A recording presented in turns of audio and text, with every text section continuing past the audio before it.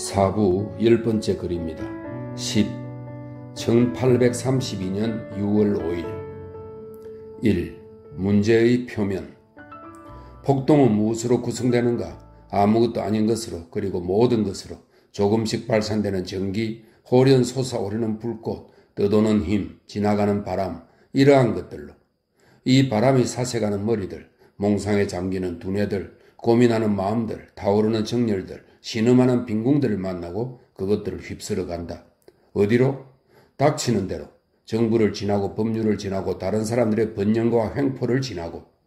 화가 난 확신, 분격한 열광, 흥분한 분노, 억압된 투쟁의 본능, 강렬한 젊은 용기, 용감한 무분별, 호기심, 변화의 취향, 뜻밖의 일에 대한 갈망, 새로운 연극 광고 읽기를 좋아하고 극장에서 무대 장치가의 호각 소리를 좋아하는 감정, 막연한 정오, 원망, 낭망, 파산을 운명의 탓으로 여기는 온갖 허영, 불안, 공상, 절벽으로 둘러싸인 야심, 누구든 붕괴에 의해서 출구를 바라는 자, 마지막으로 가장 밑바닥에서는 그 불붙기 쉬운 이탄인 하청민의 때, 이러한 것들이 폭동의 요소들이다. 가장 위대한 것과 가장 야비한 것, 모든 것이 바깥에서 얼쩡거리면서 기회를 엿보는 자들, 불황배, 무례한 거리의 방랑자들, 밤에 하늘의 싸늘한 구름 밖에 다른 지붕이 없는 집들의 광야에서 잠을 자는 사람들, 날마다 일하지 않고 닥치는 대로 빵을 구걸하는 사람들, 빈군과 허무의 무명시들, 맨팔과 맨발의 사람들, 이러한 자들이 폭동에 참가한다. 신분, 인생 또는 운명의 어떤 사실에 대해서 은근히 반항심을 품고 있는 자는 누구나 다 폭동에 근접한 사람들이어서 폭동이 나타나자마자 몸을 떨고 회오리 바람에 자신이 들어 올려지는 것을 느끼기 시작한다. 폭동은 어떤 기온 조건 속에서 느닷없이 형성되는 사회 분위기의 소용돌이 같은 것이어서 그 선해 속에서 솟아내리고 내닫고 요란하게 울리고 잡아뽑고 무너뜨리고 어스러뜨리고 부수고 뿌리 뽑고 위대한 성질의 것도 빈약한 성질의 것도 굳센 사람도 약한 사람도 나무 줄기도 지푸라기도 다 휩쓸어간다.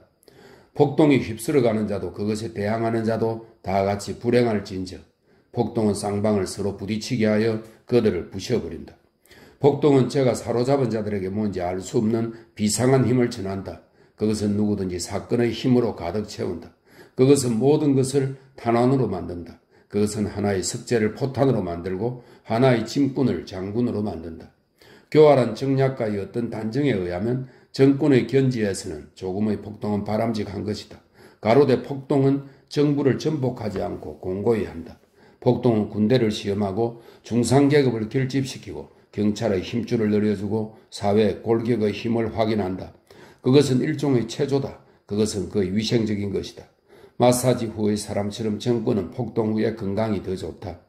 폭동은 30년 전에 다른 견지에서도 역시 고찰되었다. 어떤 일에도 양식이라고 자칭하는 이론이 있다. 그것은 알세스트에 대한 퓰랭트 같은 것. 이 말은 몰리에르의 희곡 인간 혐오자에 등장하는 인물입니다. 알세스트는 비사교적이고 비타협적인 사람인데 필랭트는 사교적이고 타협적인 사람이라고 합니다. 그것은 알세스트에 대한 필랭트와 같은 것. 진실과 허위 사이에 제의된 조정, 해명, 훈계, 약간 품이 있는 정상 참작. 이것은 비난과 변명이 섞여 있으므로 스스로 지혜라고 믿고 있지만 흔히 현학적인 것에 불과하다. 중용이라고 불리는 한정파 전체가 거기서 나온다. 그것은 냉수와 온수 사이에 있는 미온수의 당이다. 심오함을 가장하되 실상은 표면에만 그치고 원인에 거슬러 올라가지 않고 결과를 분석하는 이 정파는 수박 끝할개의 학설 높이에서 광장의 소요를 질책한다. 이 정파는 가로되 1830년의 사실을 복잡하게 한 폭동들은 그 위대한 사건에서 그의 순수성의 일부를 빼앗았다. 7월 혁명은 민중의 일진 청풍으로 그 후 곧 푸른 하늘이 나타났었다. 폭동들은 다시 흐린 하늘을 나타나게 했다. 그것들은 처음에 만장일치로 그토록 괄목할 만했던 그 혁명을 논쟁으로 타락시켰다. 어떤 급격한 진보에서나 다 그러하듯이 7월 혁명에도 겉으로 나타나지 않은 골절이 있었는데 폭동이 그것들을 눈에 띄게 하였다. 아, 여기가 부러졌다 하고 사람들은 말할 수 있다. 7월 혁명 후에 사람들은 해방감밖에 느끼지 않았는데 폭동 후에는 재변을 느꼈다. 어떤 폭동도 다 상점을 폐쇄하고 투자를 위축시키고 주식 거래소의 공황을 초래하고 상업을 침체케 하고 사업을 저해하고 파산을 촉진하고 돈은 돌지 않고 사유재산은 불안하고 공공금융기관은 흔들리고 산업은 차질을 빚고 자본은 회수되고 임금은 인하되고 도처에 공포가弥漫하고 모든 도시에 그 여파를 미친다. 이로부터 파멸이 초래된다. 폭동의 첫날은 프랑스에 2천만 프랑의 비용이 들고 이틀째는 4천만 프랑, 사흘째는 6천만 프랑의 비용이 드는 것으로 계산되었다. 3일간의 폭동은 1억 2천만 프랑의 비용이 든 셈인데 이것은 곧 재정상의 결과만을 본다면 파선이나 패전 같은 재난과 맞먹는 것으로 60척의 함대를 전멸시키는 것에 해당할 것이다. 물론 역사적으로 폭동들에는 그 미점이 있었다. 시가지는 야전보다 덜 웅장하지도 덜 비장하지도 않다. 하나에는 숲의 을이 있고 또 하나에는 도시의 을이 있다. 하나에는 장시황이 있고 이 장시황은 대혁명 초기에 봉기한 왕당 농민의 수령입니다. 하나에는 장시황이 있고 또 하나에는 잔다르크가 있다. 폭동들은 파리의 사람들의 성격의 가장 근본적인 모든 특질을 즉 용맹, 헌신, 격렬한 쾌활, 용기가 지성의 일부임을 입증하는 학생들, 불효, 불굴의 국민병, 상인들의 야영, 건달들의 요새, 죽음을 두려워하지 않는 행인들, 이러한 것들을 빨갛게 그러나 찬란하게 비추었다. 학교와 군대가 충돌했다. 요컨대 전투자들 사이에는 연령의 차이가 있었을 뿐이다. 다 같은 민족이고 사상을 위해 20에 죽는 자도 가족을 위해 40에 죽는 자도 다 같은 의연한 사람들이다. 내전에 항상 고통스러운 군대는 대담함에 신중함으로 대응했다. 폭동들은 민중의 과감성을 나타내는 동시에 중류층에게 용기를 가르쳤다. 그건 좋다. 그러나 이 모든 것은 피를 흘릴 만한 가치가 있는가? 이 유일의 설상가상으로 미래를 암담하게 하고 진보를 위태롭게 하고 가장 우수한 사람에게 불안을 주고 성실한 자유주의자들을 절망케 하고 외국의 전제주의자들로 하여금 혁명 자체가 혁명에 입힌 그 상처를 기뻐하게 하고 1830년에 패배한 자들을 의기양양하게 하여 우리가 그렇다고 하지 않았느냐고 소리치게 하지 않았던가. 게다가 또 파리는 아마 위대해졌을지 모르나 확실히 프랑스는 왜소해졌다. 게다가 또 모두 말해야 하니까 말인데 사륙은 경솔해진 자유에 대해서 강렬해진 질서의 승리를 너무나도 자주 더럽혔다. 요컨대 폭동들은 해로운 것이었다. 그 사이비 민중인 부르주아 계급이 그렇게도 쉽게 만족하고 있는 그 사이비 지혜는 그렇게 말하고 있다. 나로 말하자면 폭동이라는 이 너무나도 넓은 뜻을 가진 따라서 너무나도 편리한 말을 버린다. 하나의 민중운동과 또 하나의 민중운동을 나는 구별한다. 하나의 폭동이 하나의 전투만큼 비용이 드는지 어떤지 나는 생각해 보지 않는다. 먼저 왜 전투인가? 여기에 전쟁의 문제가 생긴다. 전쟁의 재해는 폭동의 재난보다 덜한가? 그리고 또 모든 폭동은 재난인가? 그리고 1789년 7월 14일에 1억 2천만 프랑의 비용이 들었다면 스페인에서 필립 5세의 옹립으로 프랑스는 20억 프랑을 잃었다. 설령 똑같은 값을 치렀다 하더라도 우리는 7월 14일을 택하리라. 하지만 나는 이런 숫자들을 거부하는데 이것들이 이유인 것 같아 보이지만 이것들은 말일 뿐이다. 하나의 폭동이 주어졌다고 할 때 나는 그것을 그 자체에서 검토한다. 위에 진술된 공론적인 이의가 말하고 있는 모든 것에는 결과밖에 문제되고 있지 않지만 나는 원인을 찾는다. 명확하게 밝혀 말해보자. 2. 문제의 근본. 폭동이 있고 반란이 있다. 그것은 두 개의 분노이지만 하나는 부당하고 또 하나는 정당하다. 정의에 기초한 유일한 국가인 민주주의 국가들에서 때로는 부분이 부당하게 빼앗는 일이 있는데 그때는 전체가 일어나고 그의 권리의 불가피한 요구는 무기를 들기에까지 갈 수 있다. 전체의 주권에 속하는 모든 문제에서 부분에 대한 전체의 전쟁은 반란이요 전체에 대한 부분의 전쟁은 폭동이다.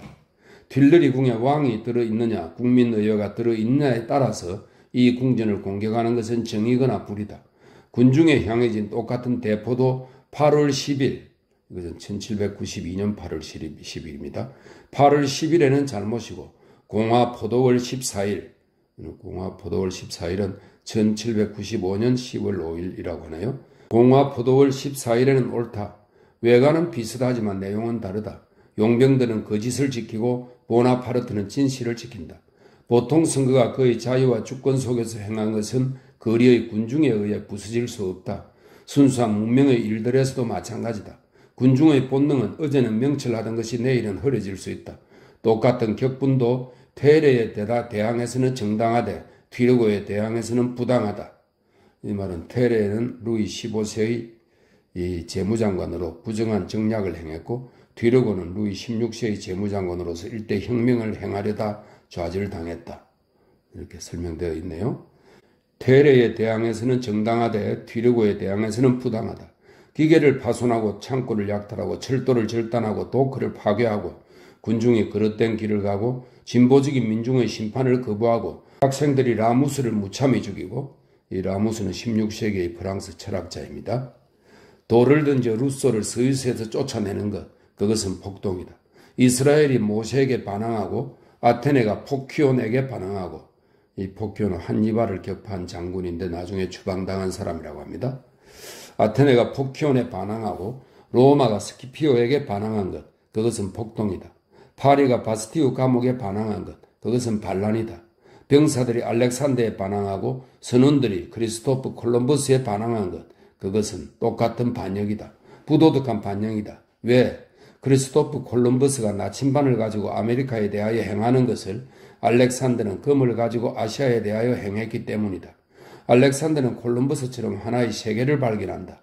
이렇게 하나의 세계를 문명의 정려함은 빛을 증가시키는 것이므로 거기에서는 어떠한 저항도 죄가 된다. 간혹 민중은 자기 자신에게 충실하지 못한 때가 있다. 군중이 민중을 배반한다.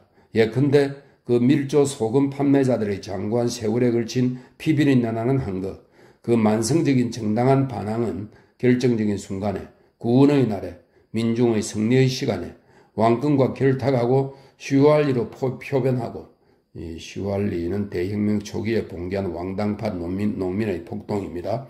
슈왈리로 표변하고 반항하기 위한 반란에서 지지하기 위한 폭동이 되는데 이보다도 더 회개한 일이 뭐가 있겠는가. 지독한 무지의 걸작, 밀조 소금 판매자는 왕권의 교수대에서 벗어나 목에 한도막의 교수의 밧줄을 남긴 채 흰 모표를, 이 흰 모표는 왕당파의 표시입니다. 흰 모표를 의기양양하게 달고 다닌다. 염세를 폐지하라는 외침에서 왕폐하 만세라는 함성이 태어난다. 생 바르텔미의 살인자들, 1792년 9월의 살육자들, 아비뇽에서의 학살자들, 콜린의 암살자들, 랑벨 부인의 암살자들, 버린의 암살자들. 이 세 사람은 그 이름 앞의 새 학살 때의 희생자라고 합니다. 미클레 산적들의 난리, 녹색 리본당의 난리, 변발당의 난리, 제위당의 난리, 갑옷 팔바지 기사들의 난리. 이 이상은 대혁명부터 왕정복고 전후에 걸쳐서 일어난 각지의 작은 난리들이라고 합니다. 이상은 폭동이다. 방대의 난리는 가톨릭파의 대폭동이다. 행동하는 권리의 소리는 제가 할 일을 알아보는데 그것은 반드시 혼란한 군중의 동료에서 나오지만은 않는다. 제 정신을 잃은 분노가 있고 금이 간 종이 있다. 모든 경종이 청동소리를 내지는 않는다. 격정과 무지의 동료는 진보의 충격과는 다르다. 일어나라, 좋다. 하지만 성장하기 위해서 그대들이 어느 쪽으로 가는지 나에게 가르쳐다오. 앞으로 나가는 것밖에 반란은 없다. 다른 모든 봉기는 나쁘다. 모든 난폭한 뒷걸음질은 폭동이다. 후퇴하는 것은 인류에 대한 폭행이다. 반란은 진리의 경로의 발작이다. 반란이 움직이는 포석들은 권리의 성광을 던진다. 이 포석들도 폭동에는 진흙밖에 남겨놓지 않는다. 루이 16세에 반항하는 당통, 그것은 반란이다. 당통에게 반항하는 에베르, 그것은 폭동이다. 그렇기 때문에 반란은 어떤 경우에는 라바이어트의 말마따나 의무들 중에서도 가장 신성한 의무가 될 수 있으나 폭동은 폭행들 중에서도 가장 파멸적인 폭행이 될 수 있다. 열의 강도에도 역시 어떤 차이가 있다. 반란은 흔히 화라산이고 폭동은 흔히 짓불이다. 앞서 말했듯이 반항은 때로는 정권 속에도 있다. 폴리냐크는 폭동가고 카미뉴 데몰랭은 통치자다. 이따금 반란은 곧 부활이다. 보통 선거에 의한 만사의 해결은 전적으로 근대적인 사실이고 이 사실보다 이전의 모든 역사는 4000년 전부터 권리의 침해와 민중의 고통으로 충만되어 있었으므로 역사의 각 시대는 그 시대와 함께 그 시대에 가능한 항의를 가져온다. 로마 황제들의 치하에서는 반란은 없었으나 유벨랄리스는 있었다. 이 유베날리스는 라틴의 시인이고 풍자시의 작자입니다. 분노는 짓는다가, 분노는 짓는다는 유벨랄리스의 말입니다. 분노는 짓는다가 그라쿠스 형제의 뒤를 잇는다. 로마의 여러 황제들의 치하에는 시엔의 망명자가 있고, 이 시엔은 나일 강변의 도시 아스완의 옛 이름이고, 이 망명자는 유베날리스를 두고 하는 말입니다. 시엔의 망명자가 있고 또 로마 연대계의 작자 타키투스도 있다. 파트모스 섬의 거대한 망명자, 이것은 요한을 가리킵니다. 망명자에 관해서는 말하지 않거니와 그 역시 현실 세계를 향해 이상적 세계의 이름으로 항의를 퍼붓고 환상으로 거창한 풍자를 만들고 일종의 로마인 니니베, 바빌론, 소돔 위에 묵시록의 잔인한 빛을 던지고 있다. 바위 위의 요한, 그것은 받침대 위의 스핑크스다. 우리는 그의 말을 이해하지 못할 수 있다. 그는 유대인이고 또 그는 히브리인이지만 로마 연대기를 쓴 사람은 라틴인이고 더 적절하게 말하면 그는 로마인이다. 네로 같은 황제들이 암흑 정치를 할 때 그들은 그대로 묘사되지 않으면 안 된다. 끌로 새기는 자금만으로는 싱거울 것이다. 그 새김 눈에 신라라고 압축된 산문을 부어 넣어야만 한다. 전제 군주들도 사상가들에게는 그 어떤 보탬이 된다. 사슬에 묶인 말, 그것은 무서운 말이다. 군주에 의해 민중에게 침묵이 강요되었을 때 작가는 그의 문체를 이중 삼중으로 가다듬는다. 그러한 침묵에서는 어떤 신비로운 충만함이 나와서 사상 속에 스며들어 청동으로 굳어진다. 역사 속의 압박은 역사가 속에 간결함을 낳는다. 어떤 유명한 산문의 화강암 같은 견고함은 폭군에 의해서 이루어진 압축 이외의 다른 것이 아니다. 압제는 작가에게 집필 범위의 축소를 강요하는데 그것은 힘을 증가시킨다. 키케로의 종합문은 베레스에 관해서는, 이 베레스는 로마의 지방 총독입니다. 수혜와 독직으로 유명하다 이렇게 되어 있네요. 키케로의 종합문은 베레스에 관해서는 거의 충분하지 않겠지만 칼리굴라에 관해서는 필봉이 무디어지리라. 문장의 폭이 좁을수록 타격은 더욱 강해진다. 타키투스는 팔을 움츠리고 사색한다. 위대한 마음의 정직성은 정의와 진리로 응축되어 천둥 같은 소리를 낸다. 말이 난 김에 말인데 타키투스와 케사르가 연대적으로 겹쳐져 있지 않으면 주목할 만하다. 타키투스에게는 티베리우스 같은 황제들이 주어져 있다. 케사르와 타키투스는 계기적인 두 현상으로서 시대들의 연출에서 등장과 퇴장들을 조정하는 자에 의해서 그들의 만남이 신비롭게 피해져 있는 것처럼 보인다. 케사르도 위대하고 타키투스도 위대하다. 하느님은 이 두 위인들을 아끼어 서로 충돌케 하지 않는다. 이 시비곡직의 심판관, 이 타키투스도 케사르를 공격할 적에는 너무 지나친 공격이 되고 올바르지 못한 사람이 될지도 모른다. 하느님은 그것을 바라지 않는다. 아프리카와 스페인의 대전쟁, 실리시아 해적의 토벌, 골, 브루타뉴, 게르마니아의 문명의 도입, 이 모든 영광은 루비콘 강의 사나이 케사르를 덮고 있다. 저명한 찬탈자 위에 매서운 역사가를 풀어놓기를 주저하고 케사르에게 타키투스를 면해주고 천재에게 정상 참작을 해주는 바로 거기에말로 신의 정의의 미묘함 같은 것이 있다. 물론 천재적인 전제군주 아래서도 전제는 여전히 전제다. 저명한 압제자들 아래서도 부패는 존재하지만 도덕적인 해동은 파렴치한 폭군들 아래서는 한결 더 흉악하다. 그러한 치세의 수치를 가려주는 것은 아무것도 없으며 타키투스나 유베날리스 같은 귀감을 세우려는 자들이 인류 앞에서 반박의 여지 없이 그 파렴치를 질타하는 것은 더 유익하다. 로마는 신라의 치하에서 보다도 비텔리우스의 치하에서 더 고약한 냄새를 풍긴다. 클로디우스 치하와 도미티아누스 치하에는 폭군의 추악함에 상응하는 기형적인 야비함이 있다. 노예들의 비루함은 전제 군주에게서 직접 생겨난 것이다. 역한 냄새가 주군이 반영되는 그 썩은 양심들에서 발산되고 관원은 더럽고 사람들의 마음은 옹졸하고 양심들은 용렬하고 영혼들은 구리다. 카라칼라의 치하에서도 그렇고 코모디우스의 치하에서도 그렇고 헬리오가발루스의 치하에서도 그러한 반면 케사르 치하의 로마 원로원에서는 독수리의 둥어리들의 특유한 똥냄새밖에 나지 않는다. 그렇기 때문에 타키투스와 유베날리스 같은 사람들이 왔는데 겉으로 보기에 늦은 감이 있으나 정명자가 나타나는 것은 사실이 명백해졌을 때였다. 그러나 유베날리스와 타키투스는 구약시대의 이사야와 마찬가지로 중세의 단테와 마찬가지로 그들은 인간이다. 폭동과 반란, 그것은 군중인데 이 군중은 어떤 때는 그러고 또 어떤 때는 옳다. 가장 보통의 경우에 폭동은 물질적인 사실에서 나오는데 반란은 언제나 정신적인 현상이다. 마사니엘로 같은 경우는 폭동이고 스파르타쿠스 같은 경우는 반란이다.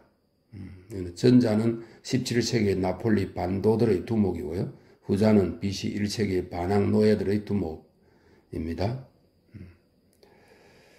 반란은 정신에 인접하고 폭동은 밥통에 인접한다. 가스테르는 격분한다. 가스테르는 라블레이 소설 팡타그리엘에 나오는 밥통을 뜻하는 인물입니다. 가스테르는 격분한다. 그러나 물론 가스테르가 반드시 그런 것은 아니다. 기아의 문제에서는 폭동도 이를테면 비장세의 그것처럼, 비장세는 루아르강의 지류이고 앵드르 하천변의 소도시입니다. 비장세의 그것처럼 그 출발점은 진실하고 비장하고 정당하다. 그렇지만 그것은 여전히 폭동이다. 왜? 근본은 오르나 형식에서 틀렸기 때문이다. 그것은 정당하면서도 흉포하고 강력하면서도 난폭하여 닥치는 대로 후려쳤고 눈먼 코끼리처럼 짓부수면서 나아갔고 늙은이와 아내자들의 시체를 뒤에 남겼으며 무슨 까닭인지도 모르고 무고한 자들의 피를 흘렸다. 민중을 먹여 살리는 것은 좋은 목적이나 민중을 학살하는 것은 나쁜 방법이다. 무기를 든 항의는 모두 가장 정당한 것조차도 1792년 8월 10일조차도 1789년 7월 14일조차도 똑같은 혼란으로 시작된다. 권리가 밝혀지기 전에는 소란과 거품이 있다. 시초의 반란은 폭동이다. 강이 시초에는 급류이듯이 보통 반란은 혁명이라는 그 대양에 귀착한다.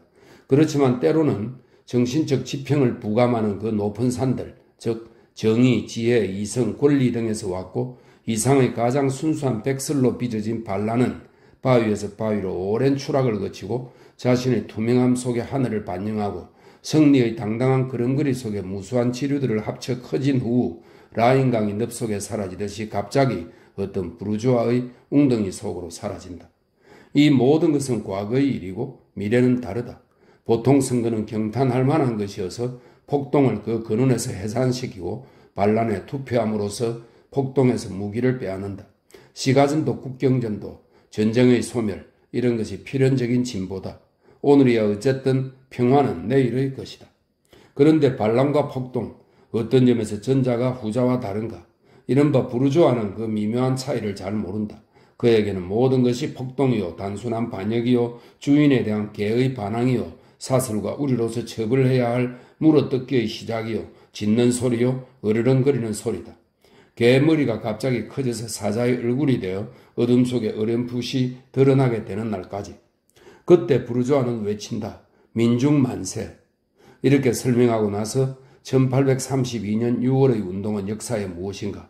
그것은 폭동인가? 그것은 반란인가? 그것은 반란이다. 한 무시무시한 사건을 이렇게 등장시켰을 때 나는 이따금 폭동이라고 말하게 되는 수가 있겠으나 그것은 다만 표면의 사실들을 규정하기 위해서일 뿐이고 폭동적 형식과 반란적 내용 사이에는 언제나 구별을 둔다. 그 1832년의 운동은 그 급속한 폭발과 그 비통한 소멸 속에 그렇게도 많은 위대함이 있었으므로 거기에서 폭동밖에 보지 않는 사람들마저도 존경심 없이 그것을 말하지 않는다. 그들에게 그것은 1830년 7월 혁명의 나머지 같은 것이다. 그들은 말한다. 흥분된 상상은 하루 안에 가라앉지 않는다. 하나의 혁명이 단박에 단절되지는 않는다. 혁명이 평화 상태로 돌아오기 전에는 산이 들판 쪽으로 다시 내려올 때처럼 언제나 필연적으로 약간의 파동이 있다.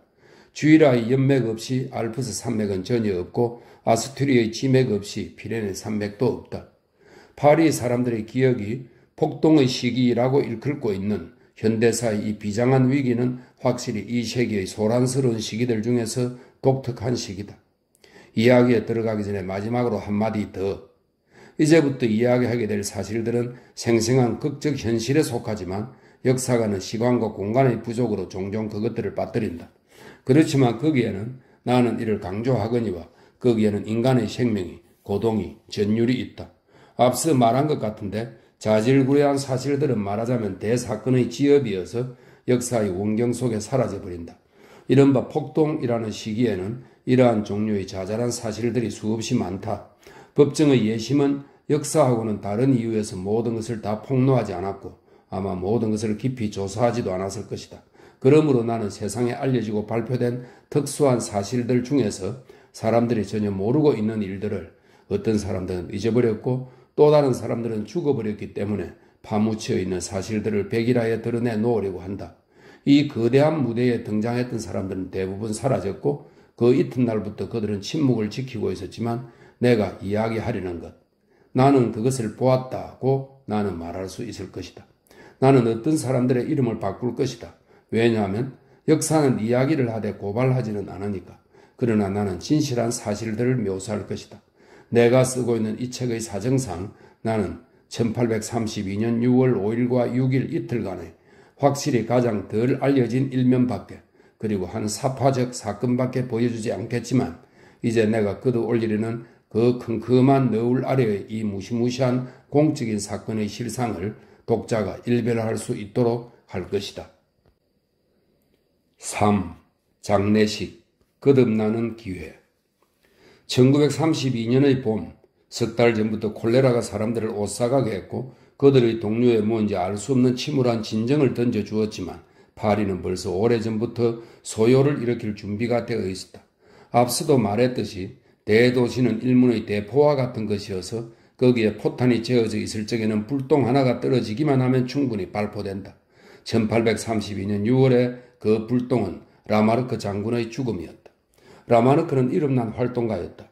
그는 제정과 왕정 복고 시대에 그 두 시대에 필요한 두 가지의 용기를, 즉 싸움터에서의 용기와 연단에서의 용기를 연달아 발휘했다. 그는 용감했고 능병이었다. 그의 변설에는 칼날이 느껴졌다. 그는 후배인 푸아처럼 지휘권을 높이 휘두른 뒤에 자유를 높이 휘둘렀다. 그는 좌파와 극좌파 사이에 자리 잡고 있었고 미래의 가능성을 받아들이고 있었기 때문에 민중의 사랑을 받았고 황제에게 충성을 다했기 때문에 군중의 사랑을 받고 있었다. 그는 제라르 백작과 드루예 백작과 더불어 나폴레옹의 흉중의 원수들 중 하나였다. 1815년의 조약에 대해서는 마치 자기 자신에게 가해진 모욕처럼 격분했다. 그는 웰링턴을 직접적인 정오로 미워했는데 그것을 군중은 기뻐했으며 그 후 17년간 그동안에 일어난 사건들에 대해서는 거의 초연한 채 그는 워털루의 비애를 위엄있게 간직하고 있었다.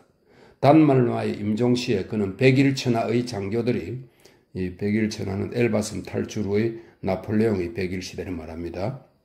단말마의 임종시에 그는 백일천하의 장교들이 정정한 한 자루의 검을 가슴에 부둥켜 안고 있었다. 나폴레옹은 군대란 한마디를 남기고 운명했고 라마르크는 조국이라는 한마디를 남기고 운명했다. 그의 죽음은 예견되어 있었는데 민중은 그것을 하나의 손실로서 두려워하고 있었고 정부는 하나의 기회로서 두려워하고 있었다. 이 죽음은 큰 슬픔이었다. 애통한 것이 다 그러하듯이 큰 슬픔은 반란으로 변할 수 있다. 그것이 일어났다. 라마르크의 장례식 날로 정해진 6월 5일 아침과 그 전날 생탕투한 문 밖은 장렬히 그 옆으로 지나간다 하여 무시무시한 광경을 나타내고 있었다. 그 소란스러운 찹찹한 거리들에는 소문들이 넘쳐 흘렀다. 사람들은 할 수 있는 대로 무장을 하고 있었다. 목수들은 문들을 부수기 위해 그들의 작업대의 꺽쇠를 가져갔다. 그중 한 사람은 재화용 바늘 끝의 갈고리를 부러뜨리고 남은 동강에 날을 세워서 단도를 만들었다. 또 어떤 사람은 공경열에 들떠서 사흘 전부터 옷을 입은 채 밤을 지냈다. 롱비에라는 대목은 동료 하나를 만났는데 이 동료가 그에게 물었다. 어디 가나? 나 참 무기가 있어야지. 그래서 내 작업장으로 컴퍼스를 가지러 가는 거야. 그건 뭐라게? 나도 몰라. 라고 롱비에는 말했다. 자클린이라는 수학가는 아무나 지나가는 노동자에게 다가가서 이리 와 하며 십수어치의 포도주를 사고 말했다. 너 일거리 있니? 아니. 그럼 비스피에르 집에 가봐. 몽투웨르 성문과 샤론 성문 사이야. 거기에 일거리가 있다. 비스피에르 집에는 탄약과 무기가 있었다. 어떤 이름난 두목들은 우편 마차 노릇을 하고 있었다. 다시 말해서 이 집 저 집으로 뛰어다니며 사람들을 모으고 있었다. 드론 성문 옆의 바르텔리미 집이나 푸티 샤포의 카펠 집에서는 술꾼들이 엄숙한 얼굴을 하고 모여 앉아 있었다. 그들이 이런 이야기를 주고받고 하는 것이 들렸다. 네 피스톨은 어딨니? 이 저고리 아래. 너는 내 셔츠 아래. 드라베르시에르 거리의 롤랑의 작업장 앞이며 메종 부렐리 앞마당의 공구상 베르니에의 작업장 앞에는 여기저기 사람들이 때를 지어 수근수근하고 있었다. 그 중에는 가장 열성분자로서 마보라는 자가 눈에 띄었는데 그 녀석하고는 날마다 다투어야 하기 때문에 주인들이 그를 해고함으로 그는 같은 공장에 일주일 이상을 있어 본 적이 한 번도 없었다. 마보씨는 이튿날 메닐몽탕의 바리케이트에서 피살되었다. 프르토도 역시 같은 싸움에서 죽게 되는데 그는 마보를 돕고 있었다. 네 목적은 뭐냐? 라는 질문에 그는 이렇게 대답했다. 반란이다. 베르시 거리의 모퉁이에 있던 노동자들은 생마르소 문밖을 담당하고 있는 혁명위원인 르마랭이라는 자를 기다리고 있었다. 암호는 거의 공공연하게 교환되고 있었다. 그런데 6월 5일 비가 왔다 햇빛이 났다 한 날씨에 라마르크 장군의 장례식 행렬은 신중을 기해 좀 더 화려한 공식적인 육군 행렬로 파리 시내를 통과했다. 북에 천을 씌우고 소총을 거꾸로 맨 이계대대, 옆구리에 군도를 찬 1만의 국민병, 국민군 포병대들이 상례를 호위하고 있었다. 연구차는 청년들이 끌고 가고 있었다. 상위군인 장교들이 월계수 가지들을 들고 바로 그 뒤를 따라가고 있었다. 뒤이어 흥분한 수많은 이상한 군중이 오고 있었다. 민중의 벗들의 소대들, 법률학교 학생, 의학교 학생, 모든 나라의 망명객, 스페인 국기, 이탈리아 국기, 독일 국기, 폴란드 국기, 수평의 삼색기, 가능한 모든 깃발, 푸른 나뭇가지를 흔드는 어린아이, 때마침 파업하고 있는 석공과 목공, 종이 곡갈로 그렇다는 것을 알 수 있는 인쇄공, 이런 사람들이 삼삼오오 때를 지어 걸어가고 함성을 지르고 거의 모두가 지팡이를 휘두르고 어떤 사람들은 군도를 휘두르고 질서는 없었으나 단 하나의 넋이 되어가지고 어떤 때는 뭉치고 또 어떤 때는 종렬로 늘어서서 가고 있었다. 군대들은 제각기 대장을 선출하고 있었고 완전히 눈에 띄는 한 상의 권총을 차고 있는 한 사나이는 다른 사람들을 열병이라도 하듯이 돌아다니는데 그 대열들은 그에게 길을 열어주었다. 가로수길의 인도들 위에 나무 가지들 속에서 발코니에 창들에 지붕들 위에 남녀노소의 머리들이 우글거리고 사람들의 눈에는 불안한 빛이 가득 차 있었다. 한때의 무장한 군중이 지나가고 한때의 놀란 군중은 바라보고 있었다. 한편 정부는 지켜보고 있었다. 손에 금을 쥐고 지켜보고 있었다. 루이 15세 광장에는 루이스 15세 광장은 현재의 콩코르드 광장입니다. 루이 15세 광장에는 안장에 걸뜻하고 나팔을 선두로 한 4개 중대의 중기병이 탄창을 가득 채우고 소총과 단총의 장전을 하고 금방이라도 출동할 준비를 하고 있는 것을 볼 수 있었다. 라틴 구역과 식물원에는 시의 수비병이 이거리 저거리에 늘어서 있었다. 알로뱅에는 1개 중대의 용기병, 그레브에는 경기병 제12대대의 절반, 바스티유에는 그 나머지의 절반, 셀레스텍에는 용기병 제6대대, 그리고 루브르의 마당에는 포병이 거듭 들어있었다. 나머지 군대들은 각 병사에 주둔하고 있었고 그 밖에도 파리 부근에 연대들이 있었다. 불안한 정권은 위협적인 군중에 대해 시내에 2만 4천의 병사들과 교외에 3만의 병사들을 대비해 놓고 있었다. 여러 가지 소문이 행렬들 속에 돌고 있었다. 정통파의 음모 얘기가 있었다. 군중이 제국을 위해 그를 지명한 바로 그 순간에 신에 의해서 죽음이 결정된 라이히스타트 공작의 이야기도 있었다. 라이히스타트 공작은 나폴레옹 1세의 아들입니다. 이름이 알려지지 않은 한 인물은 매수된 두 직공장들이 약속된 시간에 어느 병기창의 문을 민중에게 열어줄 것이라고 알리고 있었다. 참가자들 대부분의 맨머리를 압도하고 있는 것, 그것은 낙담 섞인 열정이었다. 격렬한 그러나 고결한 감정에 사로잡혀 있는 그 군중 속에는 악당들의 진짜 얼굴들과 약탈하자고 외치는 야비한 입들도 또한 여기저기 보이고 있었다.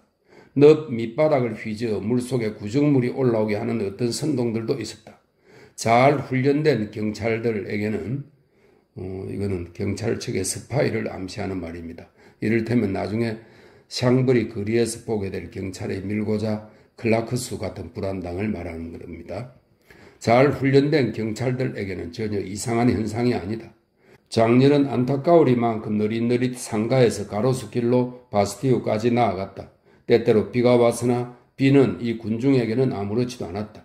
여러 사건들이 일어났다. 상녀가 반돔의 원탑, 대육군 기념탑입니다. 원탑 주위를 끌려다녔고 모자를 쓰고 발코니에 서 있던 피스 제임스 공에게 왕정 복고 시대의 상원 의원을 지낸 사람입니다. 피스 제임스 공에게 돌멩이들이 던져졌고 고을의 수탈기, 이 고을의 수탈은 프랑스의 상징입니다. 고을의 수탈기 어느 민중의 깃발에서 뽑혀 진창 속에서 질질 끌렸고 생마르탱 성문에서 순경 하나가 칼을 맞았고 경기병 12대대의 한 장교가 나는 공화주의자다 라고 크게 소리쳤고 이공과 대학생들이 금종령을 깨고 돌연 나타나서 이공과 대학 만세, 공화국 만세 하고 고함을 질렀다. 바스티유에 이르러 무시무시한 구경꾼들의 기다란 행렬이 생탕토한 문 밖에서 내려와 장렬에 합류하고 어떤 무시무시한 격동이 군중을 봉기시키기 시작했다. 한 사나이가 다른 사나이에게 말하는 소리가 들렸다. 저기 저 붉은 수염이 난 사람이 잘 보이지? 총을 쏘아야 할 땐 저 사람이 말할 거야. 이 붉은 수염의 사나이는 나중에 케니세 사건이라는 폭동에도 같은 인물을 갖고 다시 나타났던 것 같다. 연구차는 바스티유를 지나고 수로를 따라가다가 작은 다리를 건너고 아우스트리츠 다리 앞의 광장에 도달했다. 거기서 연구차는 멈춰섰다. 이때 군중을 위에서 내려다 보았다면 하나의 혜성 같은 모양을 나타냈을 것인데 그 머리는 다리 앞 광장에 있었고 그 꼬리는 부르동 강둑 위에 펼쳐져 바스티유를 덮고 가로수 길 위를 생마르탱 성문까지 뻗쳐 있었다. 연구차의 둘레를 한 무리의 사람들이 에워쌌다. 광대한 군집은 쥐죽은 듯 고요했다. 라파예트가 라마르크에게 조사와 고별사를 올렸다. 그것은 감동적이고 엄숙한 순간이었고 모든 머리들에서 모자가 벗겨지고 모든 가슴들이 두근거렸다. 갑자기 검정 옷 입은 마상객 하나가 붉은 기를 들고 군중 한복판에 나타났는데 어떤 사람들은 붉은 기가 아니라 붉은 모자가 얹혀있는 창이라고 말한다. 라파예트는 돌아보았다. 에그젤망이 행렬에서 떠났다. 에그젤망은 제국시대의 원수입니다. 그 붉은 기는 군중 속에 소동을 일으키고 그 속에 사라졌다. 부르동 가로수길에서 아우스트리츠 다리에 이르기까지 노도 같은 아우성이 군중을 흔들었다. 두 우렁찬 고함 소리가 일어났다. 라마르크를 팡테옹으로, 라파예트를 시청으로. 청년들은 군중의 갈채 속에 멍에를 메고 라마르크를 연구차에 싣고 아우스트리츠 다리로 끌어가고 라파예트를 상마차에 태워 모를랑 강둑으로 끌어가기 시작했다. 라파예트를 둘러싸고 갈채하는 군중 속에 루드비 수니데르라는 독일인이 끼어 있는 것을 알아보고 사람들은 서로 그를 가리켜 보였는데 그 후 100살에 죽은 이 사람은 그 역시 1776년의 전쟁, 미국의 독립전쟁입니다. 전쟁을 했고 트렌튼에서는 워싱턴 휘하에서 그리고 브랜디와인에서는 라파예트 휘하에서 싸웠다. 그러던 중 센강의 좌안에서는 시의 수비병 기병들이 출동하여 다리를 막고 우안에서는 용기병들이 셀레스탱에서 나와 모를랑 강둑을 따라 전개하고 있었다. 라파예트의 마차를 끌고 가던 민중은 강둑 모퉁이에서 그들이 갑자기 나타나는 것을 보고 용기병이다 용기병이다 하고 고함을 질렀다. 용기병들은 권총을 가죽 주머니에 넣고 군도를 칼집에 박고 단총을 안장 주머니에 꽂고 침울한 대기의 표정으로 묵묵히 평보로 전진하고 있었다. 작은 다리로부터 200보쯤에서 그들은 정지했다. 라파예트가 타고 있는 상마차가 그들에게까지 전진하자 그들은 열을 지어 마차를 지나가게 두고 그 뒤에서 도로 닫아버렸다. 이때 용기병들과 군중은 맞닿아 있었다. 여자들은 무서워서 도망치고 있었다. 이 치명적인 순간에 무슨 일이 일어났던가 아무도 그것을 말할 수 없으리라. 그것은 두 먹구름이 섞이는 암담한 순간이다. 어떤 사람들은 공격의 나팔 소리가 변기창 쪽에서 들렸다고 이야기하고 또 어떤 사람은 한 어린애가 한 용기병을 단도로 찔렀다고 이야기한다. 사실은 갑자기 세 발의 총이 발사되었는데 첫째 발은 중대장 숄레를 죽였고 둘째 발은 콩트르 카르프 거리에서 창문을 닫고 있던 귀머거리 노파를 죽였고 셋째 발은 한 장교의 견장을 태웠다. 한 아낙네가 부르짖었다. 너무 일찍 시작하네. 그러자 벼랑간 모를랑 강둑의 반대쪽에서 병사에 남아있던 일개 중대의 용기병들이 군도를 빼들고 파송피에르 거리와 부르동 가로수길로 굽으로 진출하면서 앞의 것을 모조리 썰어버리는 것이 보였다. 그러자 일은 다 끝났다. 소동이 폭발하고 돌들이 빗발치고 총격전이 터지고 많은 사람들이 두 가리로 뛰어내려 지금은 메워진 센강의 작은 지류를 건너고 안성맞춤의 그 거대한 요새가 된 루비의 섬의 작업장들이 전투원 투성이가 되고 사람들은 말뚝을 빼고 권총을 쏘고 바리케이트를 치고 격퇴된 청년들은 연구차를 끌고 아우스트리츠 다리를 뜀박질로 건너 수도 수비제를 습격하고 중기병들이 달려오고 용기병들이 군도로 빼고 군중이 사방팔방으로 흩어지고 전쟁 소문이 파리 방방곡곡으로 날아가고 사람들은 무기를 들라고 외치고 다른박질 치고 곤두박질 치고 도망치고 저항했다. 바람이 불을 실어가듯 분노가 폭동을 실어갔다. 4. 옛날의 격동. 세상에 폭동의 처음 혼잡보다도 더 비상한 것은 아무것도 없다. 모든 것이 도처에서 동시에 터진다. 그것은 예상되었던가? 그렇다. 그것은 준비되었던가? 아니다. 그것은 어디에서 나오는가? 포도에서. 그것은 어디서 떨어지는가? 구름에서. 여기서는 반란이 모의의 형식을 띠고 있고 적극적인 성격을 띠고 있다. 누구든지 군중의 흐름을 붙잡아 그것을 제멋대로 몰아간다. 그 시초는 일종의 무서운 쾌활이 섞여있는 공포로 가득 차 있다. 먼저 소음이 일어나고 상점들이 닫히고 진열된 상품들이 자취를 감춘다. 이어 산발적으로 총소리가 들리고 사람들이 달아나고 개구리판이 대문을 두드린다. 집집의 마당에서는 식모들이 시스덕거리면서 말하는 소리가 들린다. 난리가 나려나 봐. 15분도 채 안 돼서 파리의 다른 수많은 지점들에서 거의 동시에 이런 일이 일어나고 있었다. 생크르와 드라 브루토너리 거리에서는 수염과 머리털이 더부룩한 20명가량의 청년들이 한 선술집에 들어갔다가 잠시 후에 다시 나왔는데 크레이프로 가려워진 수평의 삼색기 하나를 들고 있었고 그 선두에 무장한 세 사나이가 서 있었는데 하나는 군도를 또 하나는 총을 셋째는 창을 들고 있었다. 논행 디에르 거리에서는 옷을 잘 입은 시민 하나가 배가 불룩하고 목소리가 우렁차고 머리가 벗어지고 이마가 분칠하고 수염이 새까맣고 눌러 붙여지지 않는 꿋꿋한 코밑 수염이 있는 시민 하나가 공공연하게 행인들에게 탄약을 제공하고 있었다. 생피에르 몽마르트 거리에서는 팔을 드러내놓고 있는 몇몇 사나이들이 검은 길을 들고 돌아다니고 있었는데 거기에 흰 글씨로 쓰인 이런 말을 읽을 수 있었다. 공화국 아니면 죽음을. 죄네르 거리, 카를란 거리, 몽트르 괴유 거리, 망다르 거리 등에는 깃발을 흔드는 집단들이 나타나고 있었는데 그 깃발에는 금글씨로 쓰인 번호와 함께 소대라는 말을 분명히 알아볼 수 있었다. 그 기들 중 하나는 붉고 푸른데 그 중간의 흰색은 눈에 띄지 않았다. 이 말은 프랑스 3세기의 백색이 중간 부분에 있는 백색은 왕가의 표상이고 적색과 청색은 파리시의 표상으로서 그 왕과 파리시의 화합을 공고히 하기 위한 것이다. 이렇게 설명되어 있습니다. 당신은 그랬나 보군요. 생마르텐 가로수길의 변기창 하나와 세 무기상점, 즉 첫 번째는 보브르 거리, 두 번째는 미셸 르콩드 거리, 또 하나는 탕플 거리, 이렇게 세 상점이 약탈당했다. 불과 몇 분 사이에 군중의 수천 개의 손들이 거개가 230자루의 이연발 소총과 64자루의 군도, 83자루의 군총을 집어내갔다. 더 많은 사람들을 무장시키기 위해 어떤 사람은 총을 갖고 또 어떤 사람은 총검을 가졌다. 그레브 강둑의 맞은편에서는 화성총으로 무장한 청년들이 총을 쏘기 위해 여자들의 집에서 진을 치고 있었다. 그들 중 하나는 발화륜 화성총을 갖고 있었다. 그들은 초인종을 누르고 집 안으로 들어가 탄약을 만들기 시작했다. 그 여자들 중 한 사람은 이런 말을 했다. 나는 탄약이 무엇인지도 몰랐는데 우리 집 양반이 그걸 가르쳐 주었어요. 한 무리의 군중이 비에유 오드리에트 거리의 골동품 상점에 침입하여 터키의 장금과 무기를 빼앗았다. 한 발의 총을 맞아 죽은 한 석공의 시체가 라페르 거리에 누워 있었다.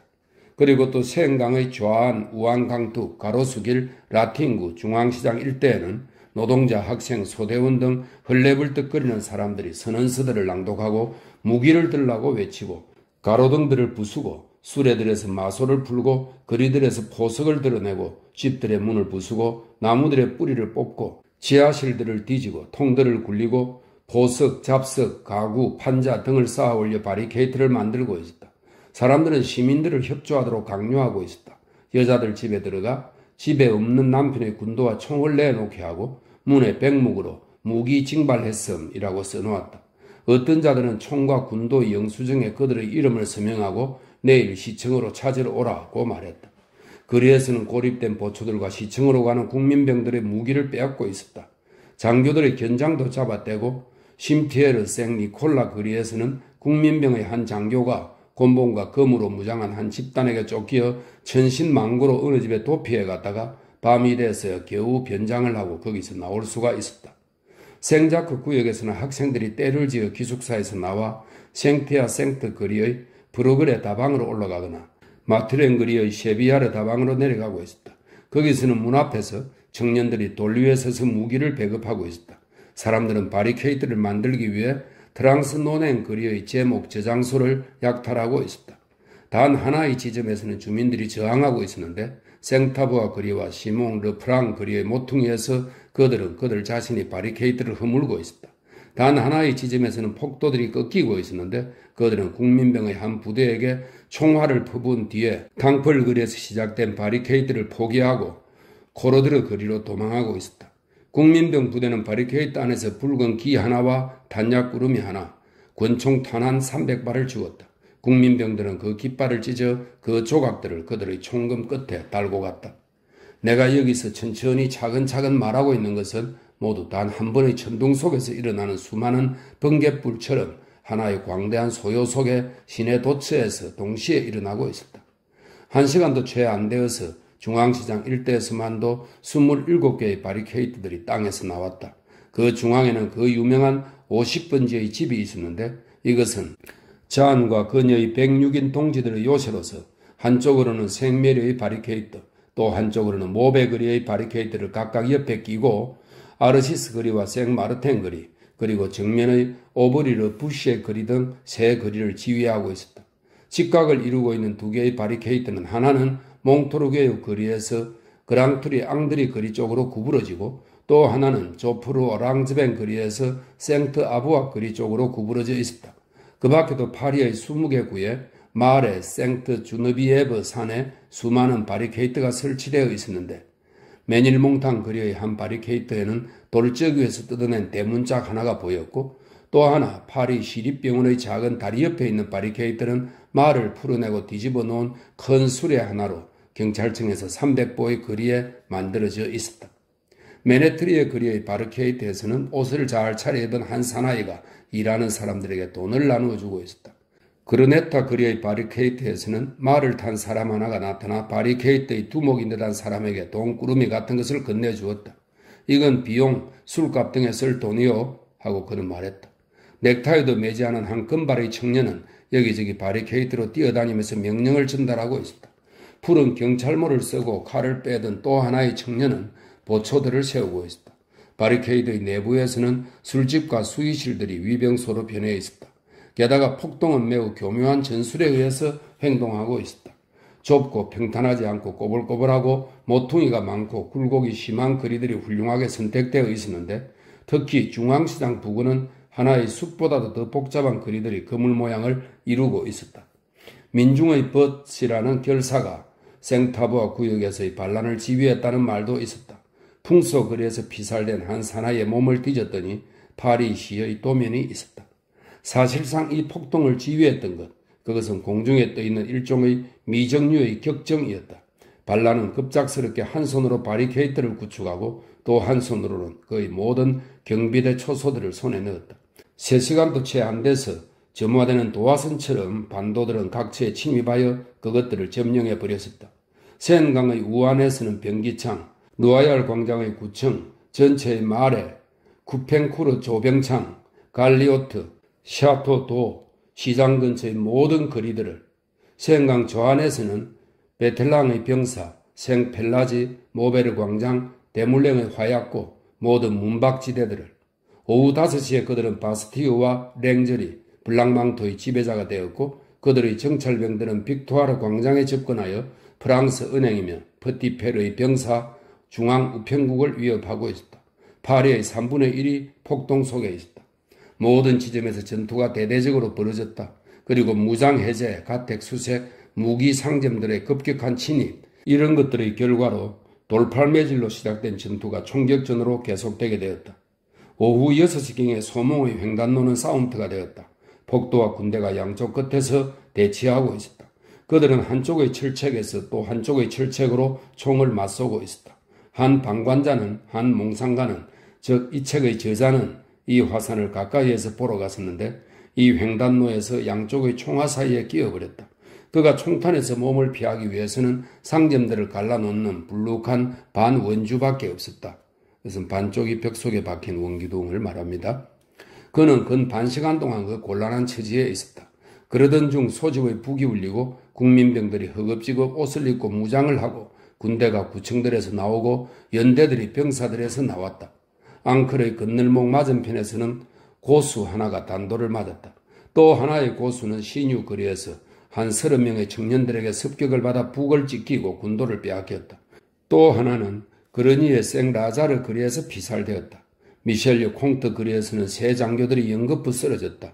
여러 명의 시 경비대원들이 롱바르 거리에서 부상당해 후퇴하고 있었다. 쿠르 바타브 앞에서 국민병의 한 분대가 붉은 기 하나를 발견했는데 거기에는 공화혁명 제127이라고 씌어 있었다. 그것은 정말 혁명이었을까? 발라는 파리의 중심을 일종의 잡잡하고 꾸불꾸불한 거대한 성체로 만들어 놓았다. 거기에 중심이 있었고 거기에 분명히 문제가 있었다. 그 밖의 것은 다 전초전에 불과했다.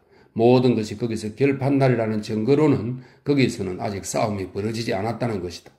그런데 연대들에서는 군인들의 태도가 불확실했는데 그로 인해 위기의 무시무시한 애매함이 더해졌다. 1830년의 7월에 보병 제53연대의 중립을 받았던 민중의 갈채를 그들은 떠올리고 있었다. 큰 전쟁들에서 연마된 호담한 두 사람, 로보 원수와 비조 장군이 비조는 로보의 휘하에서 지휘하고 있었다. 국민병 부대 전체에 포함되어 있는 전열대로 편성된 그리고 현장을 맨 그 경찰서장을 앞세운 어마어마한 순찰대가 폭동의 거리를 정찰하러 가고 있었다. 한편 폭도들 측에서도 네 거리의 구석에 척후를 배치하고 바리케이트 밖에도 대담하게 순찰대를 보내고 있었다. 쌍방에서 서로 감시하고 있었다. 정부는 군대를 수중에 둔 채 주저하고 있었다.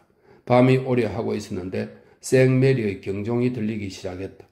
옛날 아우스트리츠의 싸움에 참가했던 당시의 육군장관 술트 원수는 이러한 것을 침울한 얼굴로 바라보고 있었다. 정확한 군사행동에 능숙하고 그 전투의 나침반인 전술만을 수단과 안내로 삼고 있는 이 노련한 선원들도 공중의 분노라는 이 거대한 거품 앞에서는 전혀 지향할 바를 모른다. 혁명의 바람은 다루기가 쉽지 않다. 교외의 국민병들은 질서 없이 허둥지둥 달려오고 있었다. 경기병 제12연대의 한 대대는 생드니에서 달려오고 있었고 보병 제14연대는 쿠르버부아에서 다 쫓아오고 있었고 사관학교의 포대들은 카루젤 광장에 진을 치고 있었으며 대포들은 뱅센에서 내려오고 있었다. 딜러리 궁전은 정막 속에 잠겨 있었다. 루이 필립은 아주 태연했다. 5. 파리의 특성. 앞서도 말한 바와 같이 이태간 파리는 수많은 반란을 겪었다. 폭동을 일으킨 지대들을 제외하고 일반적으로 한 폭동 중 파리의 모습보다 더 유달리 조용한 것은 아무것도 없다. 파리는 모든 곳에 매우 빨리 예사로워진다. 이건 하나의 폭동일 뿐이야. 그리고 파리는 하도 일이 많아서 그까지 사소한 일에 구애되지 않는다. 이러한 거대한 도시들만이 그러한 광경을 보여줄 수 있다. 이러한 광대한 성벽 내부들만이 동시에 내란과 뭔지 알 수 없는 이상한 평온을 포함할 수 있다. 보통 반란이 시작되는 때면 북소리, 집합 나팔소리, 비상신호가 들릴 때면 상인은 이렇게 말하는 것으로 만족한다. 생마르텐 거리에 소동이 났나 봐. 또는 생탕토한 문밖인가? 흔히 무심코 이렇게 덧붙인다. 그쪽 어디겠지? 나중에 화성총 사격과 일제 사격의 가슴을 찢는 듯하고 심통한 소음을 분명히 알아볼 수 있을 때 상인은 이렇게 말한다. 이제 격렬해지는가? 이런 격렬해지네. 잠시 후에 폭동이 다가오고 번지면 그는 후다닥 가게를 닫고 재빨리 자기의 군복을 몸에 걸친다. 다시 말해서 자기의 상품들은 안전하게 두고 자기의 몸은 위험에 내놓는다. 내거리에서 건널목에서 막다른 골목에서 총격전이 벌어진다. 바리케이트들을 빼앗고 빼앗기고 다시 빼앗는다. 피가 흐르고 산탄이 집들의 정면을 벌집으로 만들고 총탄이 침소에 있는 사람들을 죽이고 송장들이 포도에 가득 찬다. 그런 판국에도 거기서 좀 떨어진 거리에서는 카페에서 당구 치는 소리가 들린다. 호기심 많은 사람들은 전쟁이 한창인 그 거리의 지척에서 찌꺼리고 웃는다. 극장들이 문을 열고 보도비를 상영한다. 상마차들이 지나가고 행인들이 시내에 저녁 식사를 하러 간다. 때로는 싸우고 있는 지대에서마저 1831년에는 하나의 소총전이 혼례식 행렬을 통과시키기 위해 중단되었다. 1839년 5월 12일의 반란 때에는 생마르탱 거리에서 한 작은 장의 노인이 손수레에 얻은 음료수가 가득 찬 병들을 싣고 그 위에 한 조각의 삼색 누더기를 덮고서 바리케이트에서 군대로 그리고 군대에서 바리케이트로 왔다 갔다 하면서 감초수의 컵을 어떤 때는 정부에 또 어떤 때는 무정부에 공평하게 제공했다. 이보다도 더 이상한 것은 아무것도 없으며 이것이야말로 파리의 폭동들의 고유한 특성이어서 다른 어떤 수도에서도 다시 찾아볼 수 없다. 이를 위해서는 두 가지 것이 파리의 위대함 그리고 그 쾌활함이 필요하다. 볼테르와 나폴레옹의 도시가 필요하다. 그렇지만 이번에는 1832년 6월 5일의 싸움에서는 이 위대한 도시가 뭔지 아마 제 힘에 겨운 것을 느낀 것 같았다. 파리는 겁을 먹었다. 도처에 가장 멀고 가장 무관한 지대들에서도 한낮에 문과 창, 곁창들이 닫혀있는 것이 보였다. 용감한 자들은 무장하고 비겁한 자들은 피신했다. 걱정 없고 분주한 통행인들은 사라졌다. 많은 거리들이 새벽 4시처럼 텅텅 비었다. 사람들은 걱정스러운 사실들을 퍼뜨리고 다니고 불길한 소식들을 유포하고 있었다. 그들은 프랑스 은행을 점령했다. 생메리의 수도원 안에만도 그들은 600명에 달하고 회당 안에서 농성하며 총환을 뚫고 있다. 전선은 확실성이 없다. 아르만 카렐은 유명한 신문 기자입니다. 아르만 카렐이 클로젤 원수를 방문했는데 원수는 우선 일개 연대를 갖도록 하라 라고 말했다. 라파에트가 앓고 있지만 그는 그래도 그들에게 말했다. 나는 그대들의 것이다. 하나의 의자를 놓을 자리가 있는 곳이라면 나는 어디고 그대들을 따라가리라. 각자 경계해야 한다. 밤에 파리의 호젓한 구석에서는 외딴 집들을 약탈하는 사람들이 있을 것이다. 관로석의 설명입니다. 이것은 경찰이 꾸며낸 것임을 알아볼 수 있었다. 앤 레드클리프와 정부가 합작한 것이라고나 할까? 앤 레드클리프는 영국의 공포 엽기 소설가입니다. 오브리 르 부시의 거리에는 포대 하나가 설치되어 있다. 로브와 비조가 합의했는데 자정에는 또는 늦어도 새벽에는 4개 종대가 동시에 폭동의 중심부를 향해 전진할 텐데 제1대대는 바스티유에서 오고 제2대대는 생마르탱 성문에서 오고 제3대대는 그레브에서 오고 제4대대는 시장에서 오리라. 군대는 아마 파리에서 철수하여 샹드 마르스 연병장으로 퇴각하리라. 무슨 일이 일어날지는 모르지만 확실히 이번은 중대하다. 사람들은 술터 원수가 주저하고 있는 것을 걱정하고 있었다. 왜 그런 적각 공격을 개시하지 않을까? 그가 깊이 생각하고 있었으면 확실하다. 이 늙은 사자는 그 어둠 속에 미지의 괴물을 냄새 맡고 있는 것 같았다. 밤이 되었으나 극장들은 열리지 않았고 순찰대들은 성난 얼굴을 하고 돌아다니고 행인들은 몸수색을 당하고 수상쩍은 사람들은 체포되고 있었다. 9시에 800명도 더 체포되어 경찰청이 가득 차고 콩시에르즈르 감옥이 가득 차고 포르스 감옥도 가득 차 있었다. 특히 콩시에르즈리 감옥에서는 파리의 거리라고 불리는 기다란 지하 감방에 집다발들이 깔리고 그 위에 구속된 사람들이 수없이 들어 누워 있었는데 라그랑제라는 리용 사람은 대담하게도 연설을 하고 있었다. 그 모든 집은 그 모든 사람들로 움직여져서 소나기 같은 소리를 내고 있었다. 다른 데서는 붙잡혀온 사람들이 앞마당에 한데 포개져 누워 있었다. 불안이 도처에 감돌고 예사롭지 않은 어떤 전율이 파리에 감돌고 있었다. 사람들은 집안에 들어박혀 있었고 아내와 어머니들은 걱정하고 있었으며 들리는 소리라고는 이런 말들 뿐이었다. 아이고 이걸 어떻게 그는 아직 안 돌아왔는데. 멀리서 드문드문 마차들이 굴러가는 소리가 들렸다. 문 앞에서 귀를 기울이면 뜨들썩한 소리, 고함 소리, 시끌벅적한 소리, 은은하고 희미한 소리, 저건 기병대다 라고 사람들이 말하는 소리, 나팔 소리, 북소리, 소총연발 사격 소리, 그리고 특히 생매료의 그 비통한 경종 소리. 사람들은 처음 쏘는 대포 소리를 기다리고 있었다. 무장한 사나이들이 길모퉁에서 불쑥 나타나 집에 돌아가요 하고 외치면서 사라졌다. 그리고 사람들은 허둥지둥 문들의 빗장을 걸었다. 그리고 결국 어떻게 될 건고 하고 말하고 있었다. 시시각각 어둠의 짙어감에 따라 파리는 무시무시하게 타오르는 폭동의 불길로 더 음산하게 물들어가는 것 같았다.